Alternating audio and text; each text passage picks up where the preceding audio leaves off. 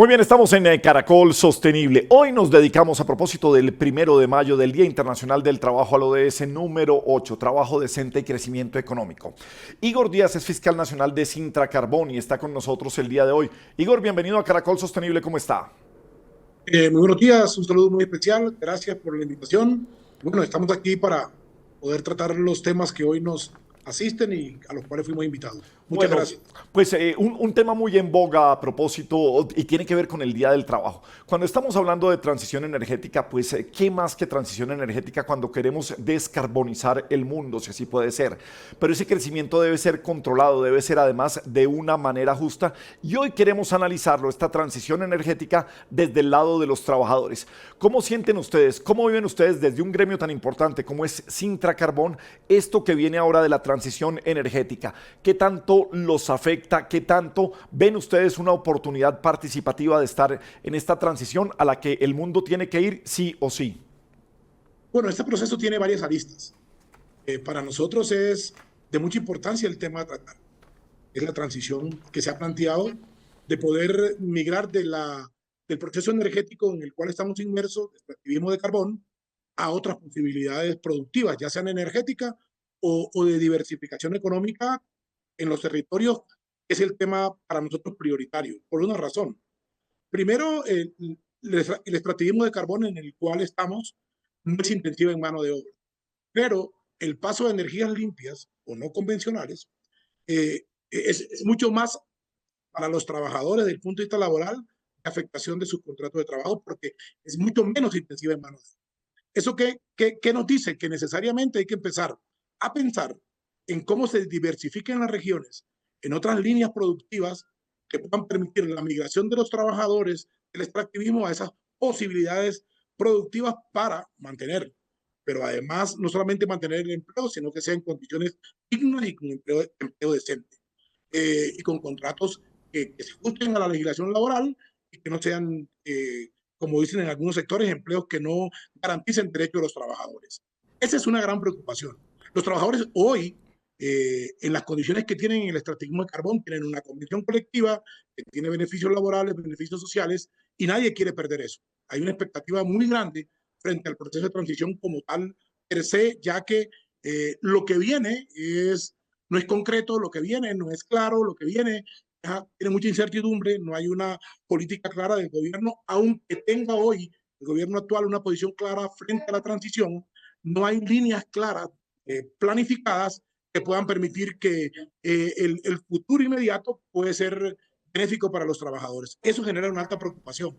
Nosotros las organizaciones estamos trabajando mucho en concientizar a la gente, en formar a la gente en otras oportunidades productivas, aún estando dentro del extractivismo, para que el proceso de transición podría, desde la visión que tenemos, ser menos traumático que como lo estamos viendo. Pero hoy hay mucha expectativa, hay mucha incertidumbre y esa situación hoy, eh, a estar a próximo al Día Internacional de los Trabajadores, de la lucha obrera, genera pues expectativas frente a lo que viene. Nosotros como trabajadores del carbón vamos en el día de mañana a presentar oficialmente, ya lo hicimos hoy, ante el Ministerio de Trabajo, un pliego único marco sectorial del sector carbón que permite establecer líneas muy importantes para la transición justa de los trabajadores que hoy estamos en el sector carbón, el sector energético, y que permita sentarnos con el gobierno en una mesa tripartita con las multinacionales del carbón y los trabajadores y las comunidades a diseñar lo que puede ser un plan de cierre a futuro próximo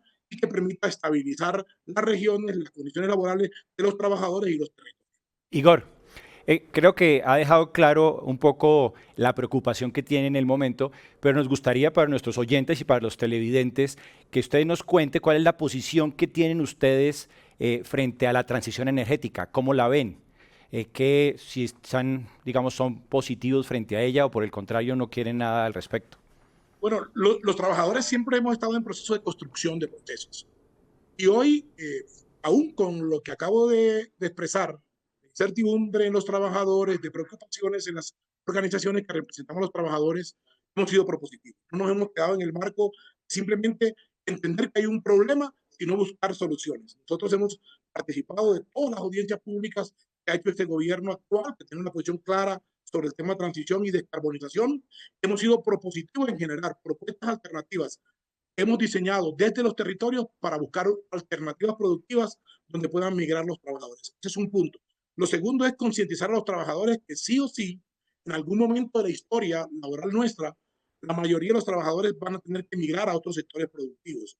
Lo que estamos intentando es, con gobierno, con empresarios que puedan aportar, los que están en el carbón y los posibles que lleguen, a generar otras líneas productivas, por lo menos para poner un ejemplo, Guajira y Cesar, y me voy más a la Guajira. Estamos con el tema de la pesca, la agroindustria, el turismo. Son sectores que pueden recibir la migración de esos trabajadores, pero necesariamente hay que generar líneas muy claras de cómo va a ser el proceso de transición, cuáles son las empresas que van a llegar a generar esa expectativa de percibir ese grueso de trabajadores y además no solamente al grueso de trabajadores, porque si uno mira la Guajira y el Cesar, el contexto es que estamos hablando de un 60 o 70% de informalidad. O sea, nunca pudieron llegar al extractivismo de carbón. O sea, fueron trabajadores que estuvieron permanentemente trabajando de manera informal, no teniendo un empleo formal, y eso, además de lo que estamos hoy en el extractivismo, que tienen una condición laboral óptima aparentemente, que se cumple con la legislación laboral frente al contrato de trabajo, pero hay mucha gente que no tiene un contrato laboral justo, un contrato laboral decente, que permita pues entonces que el trabajador sienta que está bien remunerado y con todos sus derechos concebidos. Entonces, la preocupación es en ambos sectores, tanto de los trabajadores activos, pero también el grueso número de empleados que hoy no están activos. Mira, hay un dato específico. Nosotros diseñamos un nuevo turno de trabajo producto de la implementación de 4 cuadrillas dentro de la empresa que en años anteriores se había reducido.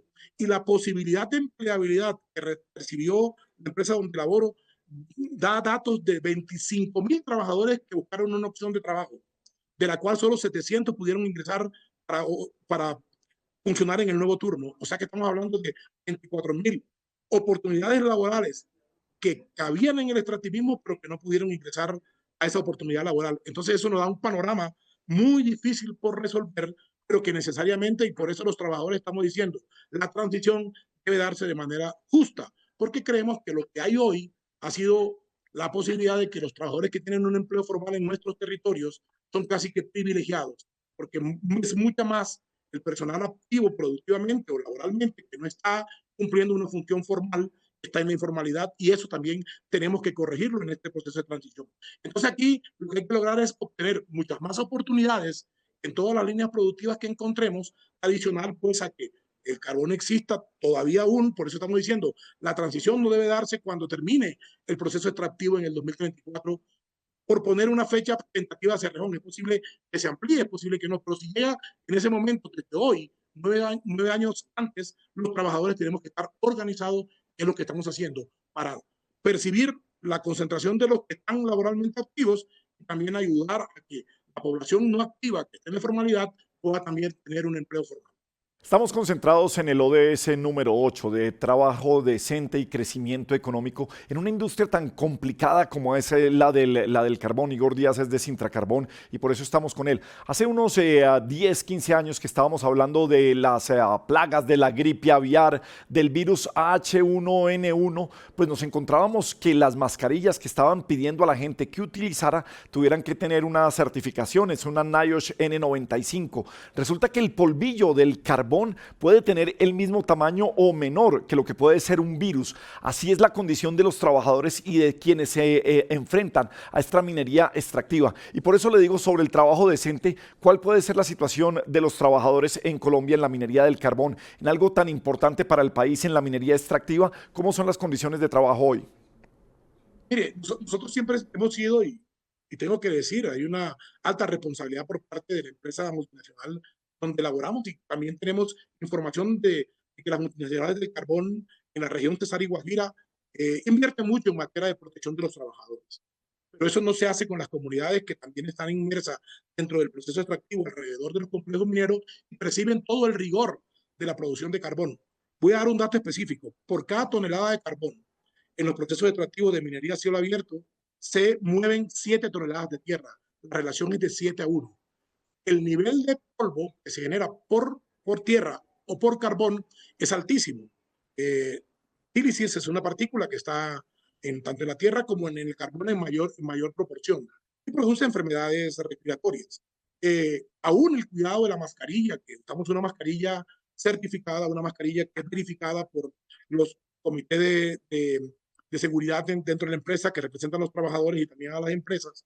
Hacemos un esfuerzo porque las cabinas de los equipos estén bien mimetizadas para que el polvo entre en menor proporción, pero aún con todas esas protecciones hay trabajadores hoy afectados por la extracción minera que tienen silicoantracosis, que es la enfermedad producida por el tallar, que tienen su pulmón cristalizado producto de la percepción de carbón en el cuerpo humano, que han sido tratados y hoy hay algunos pensionados. No es fácil el sistema de seguridad social en Colombia, es difícil para que se certifique que la relación del trabajo de la enfermedad sea congruente con el oficio que realiza. La explotación minera per se produce enfermedades no solo respiratorias, sino también osteomusculares. Estamos hablando de un proceso de extracción de carbón que se hace con equipos de altas dimensiones, de 140 toneladas, 320 toneladas. Los equipos, las palas, mueven 40 toneladas en cada cucharonazo. Cada cucharón roza la relación de hierro con hierro entre el cucharón y el equipo, produce efectos sobre la humanidad del trabajador y produce enfermedades de columna, de cervical. Hay un número de enfermos. Yo puedo decir que en la empresa donde yo laboro, el Cerrejón, hay más o menos 900,000 trabajadores que tienen patologías producto de la explotación minera. El sistema, nos toca luchar con el sistema, demandar en el sistema de seguridad social en Colombia para que se reconozcan estas enfermedades, pero aún así consideramos que hay una inversión en materia de control ambiental y de seguridad para proteger a los trabajadores. Pero la minería, por el rigor del alto volumen, estamos hablando de 23 millones de toneladas en un año de carbón, que es carbón, que es la relación de 1 frente a 7 toneladas de tierra que se producen por las 23 millones de toneladas. Entonces estamos hablando de un volumen de contaminación alto que finalmente, aunque se protejan los trabajadores, producen enfermedades y afectan la humanidad del trabajador. Es una lucha permanente, legal e internamente en la empresa para el reconocimiento de esa enfermedad.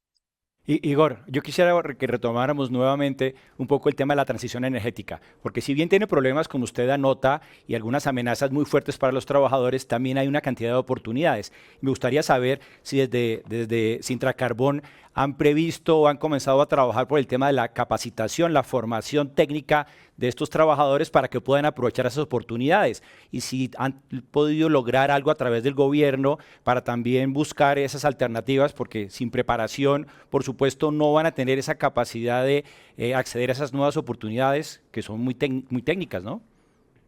Bueno, oportuna la pregunta. Nosotros hemos venido trabajando, educando a nuestra gente, formando a nuestra gente, concientizando a los trabajadores de que ese cambio va a venir en algún momento. No sabemos si es en el 2034 o si es más allá, pero nosotros como organización y de manera responsable estamos no solamente formando a los trabajadores, sino a las comunidades también. Tenemos un proyecto con apoyo internacional para formar a los trabajadores en la visión de cómo podría hacerse un cierre de minas justo, La Guajira específicamente. Y ahí están involucrados líderes de la organización, trabajadores de base y también líderes de la comunidad. Que podamos interactuar entre nosotros para poder pensar y no esperar que otro, un tercero, gobierno o empresa nos solucione la visión de lo que puede pasar en el territorio finalmente. Pero además hay en todo el análisis que hemos hecho documentos que pueden permitir plantear una política, una propuesta de política pública frente a una transición justa en el departamento de La Guajira y en el Cesar. Y esos documentos los tenemos preparados, están al orden del día.